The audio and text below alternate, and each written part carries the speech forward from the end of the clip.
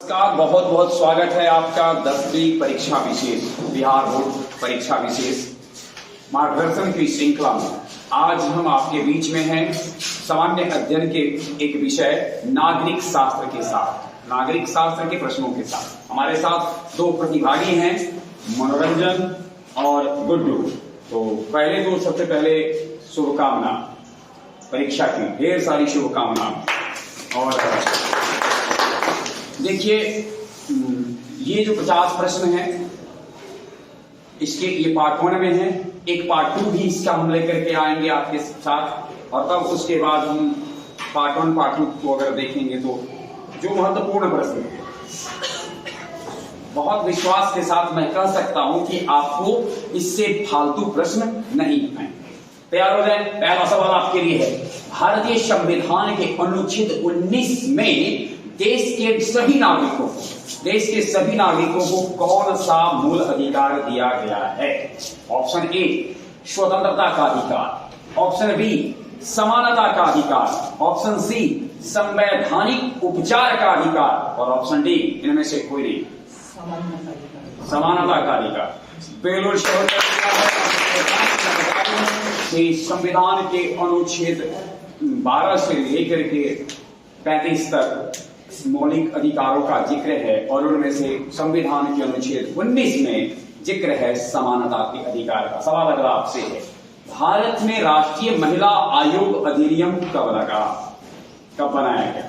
महिला आयोग अधिनियम, ऑप्शन पहला 1960, 1978, 1980, 1990 ईस्वी में।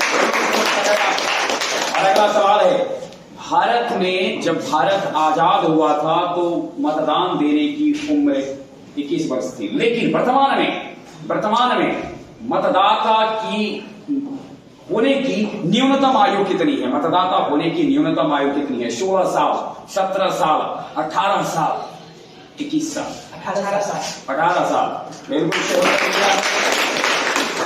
1989 के 61वां संविधान संशोधन अधिनियम द्वारा जब हमारे देश के प्रधानमंत्री राजीव गांधी थे तो इन्होंने मतदान देने की न्यूनतम आयु घटाकर 21 से घटाकर 18 कर दी थी। 61वां संविधान संशोधन 1989। अगला सवाल आपसे है, संविधान का अनुच्छेद 15 घोषित करता है, क्या 15 घोषित करता है? वंशवाद का समर्थन करता है, नस्लवाद का समर्थन करता है, धर्म, वंश, जाति आधारित भेदभाव को समाप्त करता है या उसका विरोध करता है, और संप्रदायवाद का समर्थन करता है। धर्म, वंश, जाति ये का विरोध करता है। धर्म, वंश, जाति पर आधारित जो भेदभाव है इसका विरोध करता है। बिल्कुल। अगला सवाल आपसे है, मैं जिन देशों का नाम बताने जा रहा हूं उनमें से कौन सा देश है जहां संघीय शासन व्यवस्था है, संघ सरकार है? अमेरिका, चीन, ब्रिटेन, इनमें से कोई नहीं। अमेरिका। आपको बताना है सांप्रदायिक राजनीति का आधार क्या होता है? सांप्रदायिक राजनीति किस पर आधारित होती है? ऑप्शन ए जाति पर, ऑप्शन बी क्षेत्र पर, ऑप्शन सी भाषा पर, और ऑप्शन डी धर्म पर। धर्म पर जी बिल्कुल। धर्म पर होता है, क्योंकि जहां कहीं सांप्रदायिकता शब्द है तो समझ लेंगे धर्म। सांप्रदायिकता है क्या? अपने धर्म को दूसरे के धर्मों से श्रेष्ठ समझना, अपने धर्म को श्रेष्ठ समझना, अपने धर्म को बेहतर समझना बुरी बात नहीं है, लेकिन अपने धर्म के आगे किसी अन्य धर्म को तुच्छ समझना ये उतनी अच्छी बात नहीं है सांप्रदायिकता के संदर्भ में। अगला सवाल आपसे है, अगला सवाल सांप्रदायिकता से जुड़ा नहीं है, अगला सवाल नागरिक शास्त्र से जुड़ा हुआ है। अब तक भारत में कितनी बार लोकसभा का चुनाव हो चुका है? 16, 17, 18, 15, 17 बार। यानी 2019 में जो लोकसभा चुनाव हुए वो 17 थे, 2024 में जो होंगे वो 18 होंगे। बिल्कुल सही उत्तर दिया है आपने। 2014 में 16 हुए थे, 2019 में 17 हुए हैं, 15 2009 में हुए थे, और 18 होंगे 2024 में। अगला सवाल आपसे है, निम्न में कौन महापुरुष लोकतंत्र में रंग भेद के विरोधी में उनकी गिनती नहीं होती? यानी रंग भेद का विरोध उन्होंने नहीं किया। Martin Luther king, Mahatma Gandhi, Olympic धावक टोनी स्मिथ और जॉन कार्लोस और जेड गुड्डी। जेड गुड्डी। जेड गुड्डी के बारे में आप सुने? नहीं जानते हैं। जेड गुड्डी एक बिग बॉस करके आता था एक धारावाहिक, उसके रहे हैं वो, एक्ट्रेस थी। अब वो दुनिया में नहीं है, कम समय में ही दुनिया छोड़ दी। और भारत की एक मशहूर अभिनेत्री, क्या कहते हैं, एक नाम अभी हम कंफ्यूज बोल रहे हैं, उनके ऊपर उन्होंने रंगभेद टिप्पणी की थी। इससे उनके ऊपर जो है सो काफी चर्चा हुई थी। अगला सवाल आपसे है, निम्न में कौन सा देश एक सांप्रदायिक राज्य है जहां इस्लाम धर्म को राज्य का आधार माना गया है? कौन सा देश एक सांप्रदायिक राज्य है जहां इस्लाम धर्म को राज्य का आधार माना गया है? श्रीलंका, बांग्लादेश, पाकिस्तान, भारत। पाकिस्तान। पाकिस्तान। बिल्कुल सही उत्तर दिया है आपने। भारत का सवाल आपसे है, आपको बताना है निम्न में से, मैं लोकतंत्र के संदर्भ में एक वाक्य बोलता हूं, आपको बताना है ये कथन किसका है। लोकतंत्र जनता का, जनता के लिए, जनता द्वारा शासन है। अरस्तु का, अब्राहम लिंकन का, रूसो का, महात्मा गांधी का। अब्राहम लिंकन का। मुझे याद आ गया, गुड्डी जी जिसके जिक्र हमने किया था आपसे, जेड गुड्डी शिल्पा शेट्टी पर नस्ल भेदी टिप्पणी की थी, रंग भेदी जिस टिप्पणी और नस्ल भेदी टिप्पणी के लिए काफी चर्चा में आई थी। और हमने तो यहाँ पर पता कि किसने रंग भेद का विरोध किया था। बहुत बहुत धन्यवाद। आगे बढ़ते हैं हम आपके लिए। और अगला सवाल आपसे है, किस देश को सामाजिक विभेद के कारण विखंडन का सामना करना पड़ा था? सामाजिक विभेद के कारण विखंडन का सामना करना पड़ा है। बेल्जियम को, यूगोस्लाविया को, जिम्बाब्वे को, ऑस्ट्रिया को। यूगोस्लाविया को। निम्न में से कौन सा देश है जहां तमिलों की समस्या हाल तक बनी हुई थी? तमिल को लेकर के काफी समस्याग्रस्त रहा है। श्रीलंका, नेपाल, तिब्बत, म्यांमार। श्रीलंका सही उत्तर है आपका। तमिल और सिंहली को लेकर के वहां पर भेद बने रहते हैं। सिंहली वहां की बहुसंख्यक जाति है। निम्न में से कौन सा आंदोलन लैंगिक समानता पर बल देता है? सामाजिक आंदोलन, नारीवादी आंदोलन, धार्मिक आंदोलन, राजनीतिक आंदोलन? नारीवादी आंदोलन करेक्ट आंसर है। थोड़ा देर पहले हमने जिक्र किया था सांप्रदायिकता का, और सांप्रदायिकता की आग में भारत के एक महान देशभक्त 1931 ईस्वी में झोंक दिए गए। निम्न में से किस महान देशभक्त को सांप्रदायिकता की आग का शिकार होना पड़ा? उसमें झुलस गए, उनका जीवन झुलस गया। गणेश शंकर विद्यार्थी, खुदीराम बोस, लाला लाजपत राय, भगत सिंह। गणेश शंकर विद्यार्थी। मैं अपने श्रोताओं को बता दूं कि अभी भगत सिंह, राजगुरु, सुखदेव को फांसी के गम से भारत उबरा भी नहीं था। ठीक 25 मार्च को, 2 दिन बाद, 23 मार्च का 25 मार्च 1931 को एक सांप्रदायिक दंगे में गणेश शंकर विद्यार्थी दुनिया छोड़ दिए। अगला सवाल आपसे है, 2011 की जनगणना के अनुसार भारत में कितने प्रतिशत लोग साक्षर हैं? 62.6, 64.6, 63.6, 65.6, 64.6%। जानते ही होंगे। अब 2021 की जनगणना रिपोर्ट आने वाली है, यथाशीघ्र आ जाएगी। बहुत बहुत सही है आपका, बिल्कुल सही उत्तर है आपका। देखिए, भारत एक ऐसा देश है जो आजादी के समय से ही महिलाओं को मतदान देने का अधिकार दे दिया। लेकिन अब जो मेरा सवाल है, स्विट्जरलैंड कहा जाता है प्रत्यक्ष लोकतंत्र की, वहां पर आज भी कुछ क्षेत्रों में देखने को मिलते हैं। 18 वर्ष की आयु को महिलाओं का मताधिकार स्विट्जरलैंड में कब मिला? 1970 में, 1971 में, 1973 में, 1974 में? 1971 में। आप सोच सकते हैं कि कितना नया है, और हम तो आजादी के साथ ही दे चुके थे। कितना भारत लोकतांत्रिक है इसका पता इससे चलता। आप सही है, बिल्कुल सही उत्तर दिया है आपने। अगला सवाल है, अंतर्राष्ट्रीय महिला दिवस किस तिथि को मनाया जाता है? 7 मार्च, 8 मार्च, 10 मार्च, 15 मार्च? 8 मार्च सही उत्तर है। भारत की द्वितीय राजधानी निम्न में से कौन है? भारत की द्वितीय राजधानी निम्न में से कौन है? चंडीगढ़, हैदराबाद, मुंबई, बेंगलुरु? मुंबई बिल्कुल सही उत्तर दिया है। अगला सवाल है, वह कौन सा राज्य है जहां पिछड़े वर्ग को दलित और महादलित की 2 श्रेणियों में वर्गीकृत कर दिया गया? पश्चिम बंगाल, राजस्थान, उत्तर प्रदेश, बिहार। बिहार बिल्कुल सही उत्तर दिया है आपने। और अगला सवाल है, बांग्लादेश एक राष्ट्र के रूप में किस वर्ष उदित हुआ? पूर्वी पाकिस्तान को बांग्लादेश के नाम से जाना जाने लगा। वर्ष था 1973, 1972, 1971, 1974। 1971। बिल्कुल सही उत्तर है आपका। एक आदमी अपना सब कुछ छोड़ सकता है, यह कथन है, एक आदमी अपना सब कुछ छोड़ सकता है, परंतु वह जाति व्यवस्था में अपने विश्वास की तिलांजलि नहीं दे सकता है। यह किसका कथन?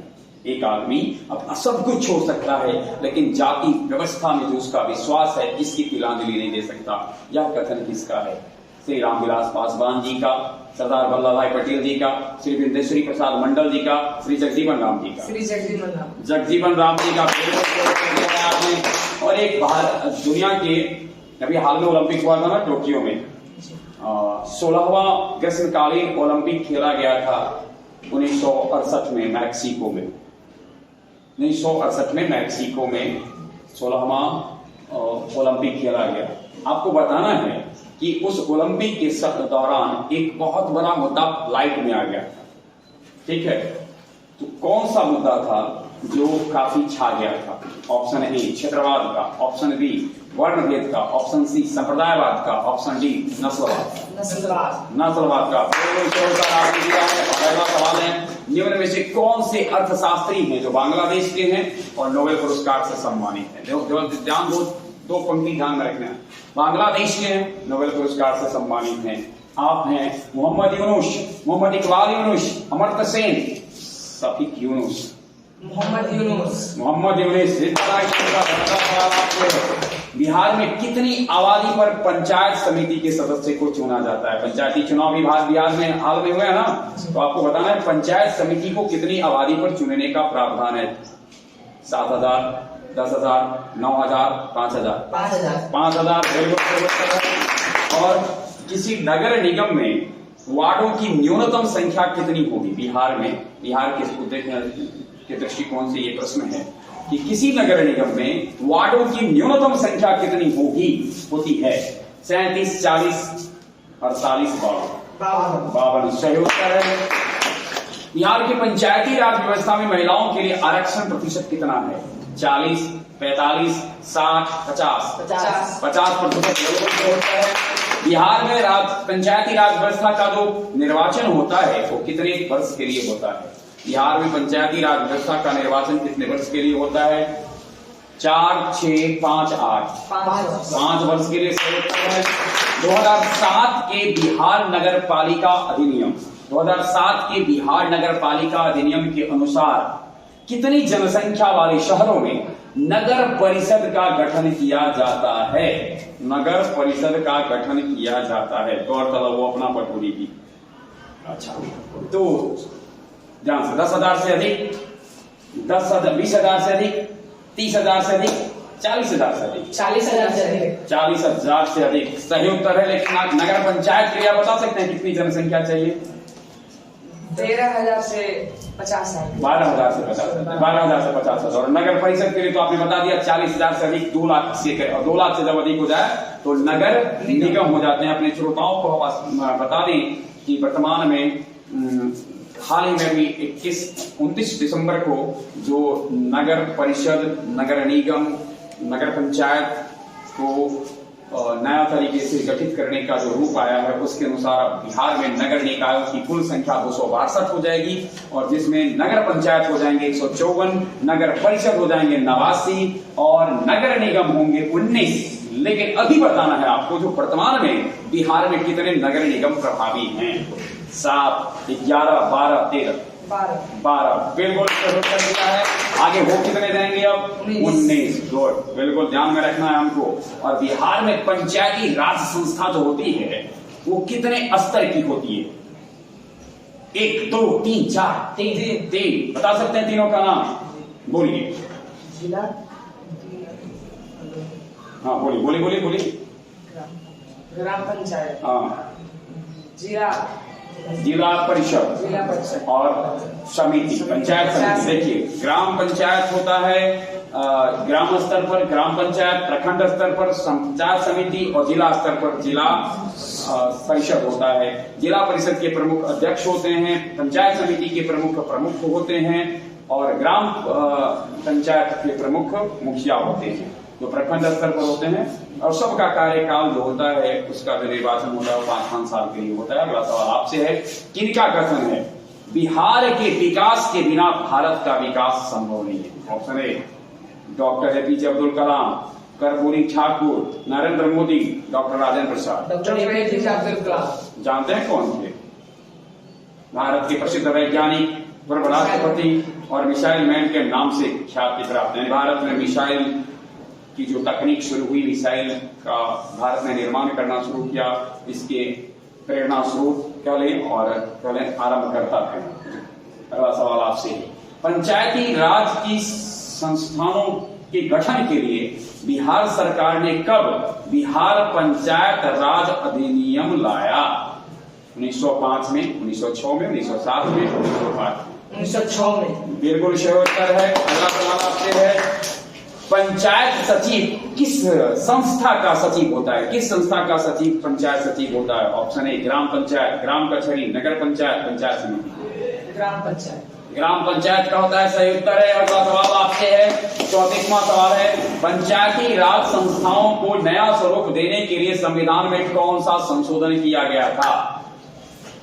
71वां, 72वां, 73वां, 75वां? 73वां। बिल्कुल सही। और इसी के साथ मैं एक बात और जानकारी दूं कि 74वां का रिश्ता है नगर निकाय से। नगर निकाय 74वां संविधान संशोधन का रिश्ता है नगर निकाय से, 73वां संविधान संशोधन का रिश्ता है पंचायती राज। अगला सवाल है, पंचायती राज व्यवस्था भारत के किस राज्य में सबसे पहले लागू किया गया? बिहार में, उत्तराखंड में, राजस्थान में, मध्य प्रदेश में? राजस्थान में लागू किया गया। सही है। अगला सवाल है, नगर परिषद के सदस्यों की संख्या कितनी है? नगर परिषद में जैसे पटोरी बन रहा है तो नगर परिषद में वार्ड मेंबर या परिषद सदस्यों की संख्या कितनी, कहां से कहां तक होती है? रेंज बता रहे हैं। 32 से 45, 15 से 30, 10 से 40, 22 से 43? 10 से 40। 10 से 40 बिल्कुल सही उत्तर है। और नगर निगम, पटना नगर निगम है, बिहार का सबसे बड़ा नगर निगम है, उसमें कितने वार्ड? 70, 71, 72, 75? 72 बिल्कुल सही उत्तर दिया है आपने। और मैं एक सवाल ऐसी पूछता हूँ आपसे, नगर निगम के जो प्रधान होते हैं वो क्या कहलाते हैं? महापौर। महापौर सही उत्तर है, महापौर कहलाते हैं। और अगला सवाल है आपसे, बिहार का अंतिम विभाजन कर ले या झारखंड का गठन कर ले? बिहार का अंतिम विभाजन अथवा झारखंड का गठन किस वर्ष हुआ था? तारीख सही बतानी है आपको। 1 नवंबर 2000, 9 नवंबर 2000, 15 नवंबर 2000, 15 नवंबर 2001? 15 नवंबर 2000। 15 नवंबर 2000 बिल्कुल सही आपने। भारत में संघ यानी ऊपर में चलता है वो और राज्य के बीच अधिकारों का विभाजन किन सूचियों में हुआ है? संघ और इसके बीच में जो अधिकारों का विभाजन है वो किन सूचियों में हुआ? पहला संघीय सूची, राज्य सूची, ऑप्शन ए था। बी में संघीय सूची, राज्य सूची, संवर्ती सूची। सी में ए और बी दोनों गलत है और डी कोई निर्धारण ऐसा नहीं किया है। संघीय सूची, राज्य सूची, संवर्ती सूची। संघीय सूची, राज्य सूची और संवर्ती सूची आप सही हैं, लेकिन क्या आप ये बता सकते हैं कि संवर्ती सूची में किन विषयों को लाया जाता है? वैसा विषय जो दोनों संघ और राज्य दोनों की हो, और संघीय सूची में जो केंद्र के से जुड़े विषय है वो, और राज्य सूची में जिसको देख रेख आदि को करना है वो। बिल्कुल सही उत्तर दिया है। रेलवे किस विषय का होगा? संघीय है या राज्य है या संवर्ती? संघीय सूची का। बिल्कुल सही उत्तर दिया है आपने। और अगला सवाल आपसे है, भारत में संविधान सभा का गठन किस वर्ष हुआ था? 1945 में, 1946 में, 1944 में, 1945 में? 1946। पहला संविधान सभा की बैठक बता सकते हैं कब हुआ था शुरू? 9 दिसंबर को हुआ था। आप सही है, 46 में पहली बैठक 9 दिसंबर को हुई थी। और अभी हम लोग हाल में ही 26 जनवरी मनाए हैं। 9 दिसंबर 1946 से लेकर के 24 जनवरी 1950 के बीच कुल 11 बार संविधान सभा की बैठक हुई। और इस बैठक में पहली बैठक की अध्यक्षता, अस्थायी अध्यक्षता सच्चिदानंद सिन्हा ने की थी। बाद में डॉक्टर राजेंद्र प्रसाद उसके अस्थायी अध्यक्ष बने और प्रारूप समिति जो 7 सदस्यीय थी, जो मूल समितियों में से, उसके अध्यक्ष थे भीमराव अंबेडकर। इस कारण से उनको संविधान का जनक कहा जाता है ना। 26 जनवरी 1950 को हमारा संविधान लागू हुआ। बनकर तैयार होने की बात आएगी तो 26 नवंबर 1949 और 26 जनवरी 1950 को यह लागू हुआ। 26 नवंबर 1949 तक बनने के क्रम में 2 साल 11 महीना 18 दिन लग गए थे। अगला सवाल आपसे, भारत में जब भारत आजाद हुआ तो उस समय कितने देशी रियासत थे? समस्या थी उनको एक करने की। तो देशी रियासतों की संख्या कितनी थी? 465, 565, 665, इनमें से कोई? 565। 565 बिल्कुल सही उत्तर दिया है आपने। और 565 रियासत में 3 रियासतों को लेकर के काफी टकरार थे, हैदराबाद, जूनागढ़ और जम्मू कश्मीर, ठीक है ना। और मैं अपने श्रोताओं को एक बात बता दूं कि हाल में पाकिस्तान के प्रधानमंत्री इमरान खान ने एक बड़ा विवादित बयान दे दिया है, जब उन्होंने जूनागढ़ के ऊपर एक बड़ा आपत्तिजनक बयान दिया है और कहा है कि जूनागढ़ भारत का हिस्सा नहीं है। खैर, हम इसे मानते हैं, अब वो उनकी मर्जी, अपने मन से जो बोलना है बोलते रहे, है ना। अगला सवाल है हम आपसे, भारत में इसी से जुड़ा पूछते हैं, भारत जो संघ है इसमें कितने वर्तमान में कितना राज्य है? 28 राज्य। 28 केंद्र शासित प्रदेश। हाँ, बिल्कुल सही उत्तर है आपका। अगला सवाल आपसे है, भारत में प्रथम नगर निगम कहाँ बना था? प्रथम नगर निगम कहाँ बनाया गया था? पटना में, मद्रास जो अब चेन्नई जाना जाता है, नागपुर, मुंबई? मद्रास। बिल्कुल सही उत्तर है। अगला सवाल आपसे है, संविधान की 8वीं अनुसूची में कितनी भाषाएं हैं? 16, 12, 18, 22? 22 सही उत्तर है। सोवियत संघ का विभाजन किस वर्ष हुआ था? 1990 में, 1988 में, 1991 में, 1987 में? 1991 में। स्थानीय स्वशासन की राज्य के नीति निर्देशक तत्वों से संबद्ध कौन सा अनुच्छेद है? अनुच्छेद 38, अनुच्छेद 50, अनुच्छेद 40, अनुच्छेद 39? अनुच्छेद 40। अनुच्छेद 40 बिल्कुल सही उत्तर है। अनुच्छेद 40 के तहत राज्य के नीति निर्देशक सिद्धांतों में ये कहा गया है कि प्रत्येक राज्य को अपने राज्य में लोक कल्याणकारी व्यवस्था को बनाने के लिए वो पंचायत का गठन करने का अधिकार है।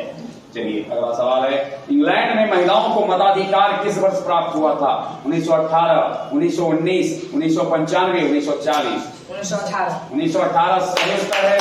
और अगला सवाल है 49वां सवाल है, नाइजीरिया में लोकतंत्र बहाली का वर्ष क्या है? 1999, 1979, 1989, 1998? 1999।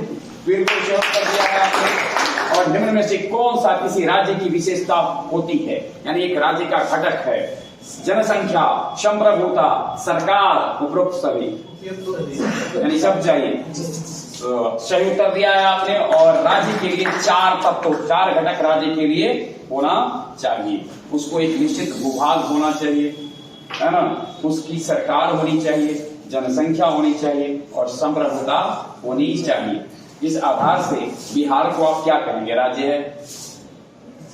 जी नहीं, बिहार एक प्रांत है और राज्य होने के लिए एक चीज बिहार के पास नहीं है, जनसंख्या अपनी है, सरकार अपनी है और निश्चित भूभाग है, संप्रभुता अपनी नहीं है। हम भारत संघ के हिस्सा हैं। बहुत बहुत धन्यवाद। अगले दिन हम फिर मिलेंगे, तब हमारे पास इसी नागरिक शास्त्र के ही पार्ट 2 के साथ हम उपस्थित होंगे। बहुत बहुत धन्यवाद।